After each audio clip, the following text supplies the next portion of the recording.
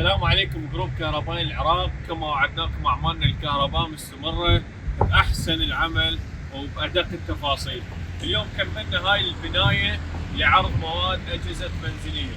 اشتغلنا هنا جكشن الصليب، هذا من بعد ما يكمل الصب نستخدم جكشن الصليب ينزل بيه خرطوم مباشرة على الجبسون بورد، يعني ما نسلك فوق الجبسون بورد أو فوق السقوف الثانوية.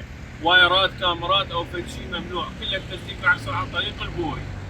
اشتغلنا الصاعد مال السبالت للطابق الثاني والثالث ايضا كملناه. مع العلم هاي البنايه جمعنا المصادر التشغيل والسبالت كله من مكان واحد على مود يعرض الاجهزه المنزليه باي مكان والرفوف ما يوازي اي شيء.